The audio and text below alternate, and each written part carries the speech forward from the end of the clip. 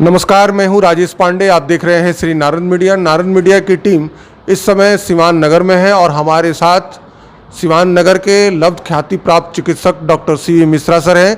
सी Mishra sir से हम कुछ जो घरेलू नुस्खे होते हैं या स्वास्थ्य संबंधी जो परेशानियां होती हैं, इसको लेकर हम नारद मीडिया पर हमेशा आपको रूबरू कराते हैं। लेकिन सर से आज हम विशेष एक कार्य के लिए आए हैं।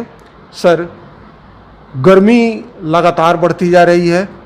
सरकार का ये निर्देश है कि 12 बजे से 3 बजे तक घर से ना निकले तो अच्छा है। इस गर्मी से एक आम इंसान कैसे बचे? देखिए, इलेक्ट्रॉनिक मीडिया से आप जो है चारों तरफ जनता के हित के लिए बात को जो है प्रसारित कीजिएगा।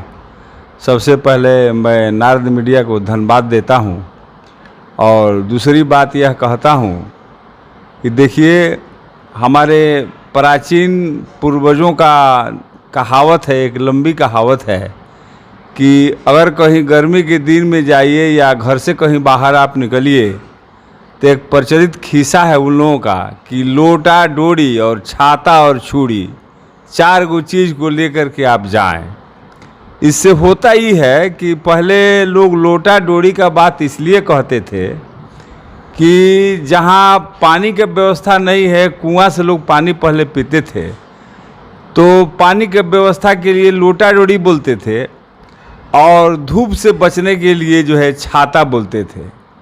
और उस तरीका का छुरी का उपयोग जो है दातुन वगैरह काटने उठने के लिए लोग पूर्वजों का ही कहावत है, जो कि आजकल जो है पूर्ण रूप से सत्य साबित होता है। आयुर्वेद में कहा गया है कि गर्मी के दिनों में अगर कहीं घर से आप बाहर जाते हैं तो उष्णिष्ठ धारण करने का आप योजना बना हुआ है, यानी सर पर जो है पगड़ी बांधा जाए। सर पर जो है पगड़ी बांधने से और कान और नाक को ढकने से जो है लू का प्रवेश शरीर में नहीं होता है, जिससे जो है शरीर आपका सुरक्षित रहता है। सरकार का जो गाइडलाइन है 12 बजे से 3 बजे, उसको तो पालन करना ही चाहिए, मगर आपको उस विशेष परिस्थिति में कहीं बाहर जाना है तो पहले पेट में जो है ये कोशिश कीजिए कि जल का प्रयोग पूरा हो जाए। पेट में पानी रहना चाहिए और शरीर को ढका हुआ रहना चाहिए, जिससे लू का प्रभाव कम पड़ेगा और आपका शरीर सुरक्षित रहेगा। और बहुत सा चीज़ है, कहने का मतलब है ये कपड़ा जो है सूती पहनना चाहिए, कपड़ा डीप कलर का नहीं पहनना चाहिए।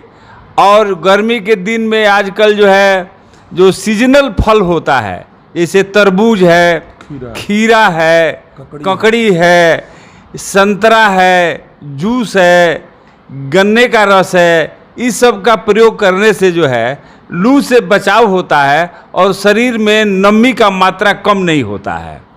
हम लोगों को हमेशा यही ख्याल रखना है कि शरीर में नमी का मात्रा कम न रहे। उसके लिए जल का प्रयोग करें, ग्लूकोज पिएं या कागजी नींबू का प्रयोग करें। देखिएगा, स्वेट स्ट्रेस होता है इंसान को तो ज़्यादा करके पसीना निकलता है और पसीना निकलने की वजह से सोडियम क्लोराइड का लॉस होता है। उस समय जो है इंसान को जो है ORS घोल सरकार के द्वारा दिया गया है, अगर वो उपलब्ध हो तो उसको पी करके आप अपने शरीर को बैलेंस कर सकते हैं। अन्यथा अगर वो नहीं मिले तो चीनी और नमक का भी घोल पी करके अपना आप शरीर का बैलेंस बना सकते हैं। सर, अगर इस मौसम में किसी को लू लग जाए, यानी उनका होंठ सूखने लगे या उनको मिचली आने लगे या उनके शरीर से पानी बिल्कुल निकल जाए, तो सर एक आम आदमी के लिए क्या किया जा सकता है? चिकित्सक किए और चाहे ऐसे भी वो अपने घर में क्या कर सकता है जिससे वो बचे? अब घरेलू उपाय के लिए जो है धनिया का पानी का भी आप प्रयोग कर सकते हैं।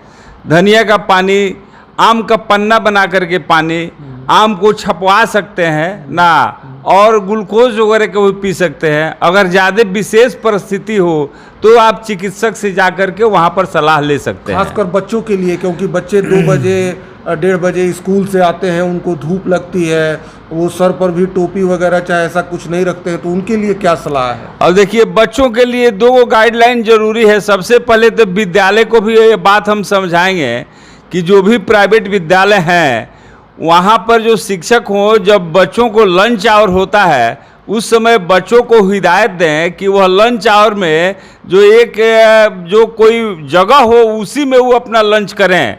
लंच आवर में जो है खुले वातावरण में न जाए, फील्ड वगैरह में न जाए। और बच्चा लोगों को भी ख्याल किया जाए कि बच्चा जो है वहाँ पर जो पानी पीता है वह विद्यालय के द्वारा जो है शुद्ध पानी का प्रयोग किया जाए, और वहाँ पर शुद्ध पानी का प्रयोग करने से बच्चा लोगों को डायरिया डिसेंट्री भी नहीं होगा। जब स्कूल छुट्टी हो तो उस समय भरपेट पानी पी के, और स्कूल से छुट्टी होने पर वहाँ जो टीचर हैं उन लोगों को ये गाइड करना चाहिए, चाहे उस तरीका का व्यवस्था होना चाहिए जो विद्यालय छूटने के 10 मिनट पूर्व सभी बच्चों को एक एक गिलास पानी पिला कर छोड़ा जाए, जिससे बच्चा लोगों को राहत मिलेगा और घर जो है सकुशल पहुंच सकेंगे। पहुंच सके। सर, बाहर से अगर कोई व्यक्ति आता है तो घर में आने के साथ ही जैसे वो फ्रिज का पानी पीता है, उसके गले में खराश हो जाती है ऐसा, तो सर जब वो बाहर से घर में आता है तो इसके लिए कुछ सलाह दीजिए कि वो कैसे अपने शरीर को टेम्परेचर को नॉर्मल करे। अब बाहर से कोई भी व्यक्ति अगर घर में प्रवेश करता है तो घर का जो वातावरण है, जो तापमान है, कम से कम 10 मिनट 5 मिनट वह रिलैक्स हो ले। जब रिलैक्स हो जाएगा तो गर्मी से ठंडी और ठंडी से गर्मी जो वातावरण का चेंजिंग होता है, चाहे आप ठंडा घर से निकलते हैं चाहे एसी से निकलते हैं, उस समय भी आपको बाहर जाते हैं तो बाहर के तापक्रम के मुताबिक आप ये महसूस करें कि मेरा शरीर हो गया उसके मुताबिक, तब जो है आप वहाँ के वातावरण में मिल गए तब कोई पेय पदार्थ लें। या गर्मी से जाते हैं कूल में, तो कूल में भी जाते हैं तो वहाँ भी इस तरीके का प्रयोग करना है। एकदम से कपड़े नहीं उतारना, एकदम से कपड़ा नहीं उतारना है। और गर्मी में भी तो आप कहीं जाते हैं तो पहले खुले बदन कहीं ना जाए। सर तो ढकना ही है, आपको पूरा बदन भी ढक के जाना है। पानी पीते हैं तो ठीक है, ऐसा बात नहीं है कि पानी पी करके गमछी पहन करके लुंगी पहन करके बाहर चले जाएं, वह नुकसानदायक होगा। सर, अंतिम प्रश्न, इस मौसम में ये मौसम कभी रात में थोड़ा सा ठंड हो जा रहा है सुबह, और इस मौसम में ऐसे में चेचक का भी प्रभाव रहता है, सर इसके लिए क्या सलाह है? चेचक का प्रभाव आजकल तो हम लोग के यहाँ सीजन में जो है सहजन का फल जो होता है, सहजन का फल जो है खाने से प्रकृति दिया है।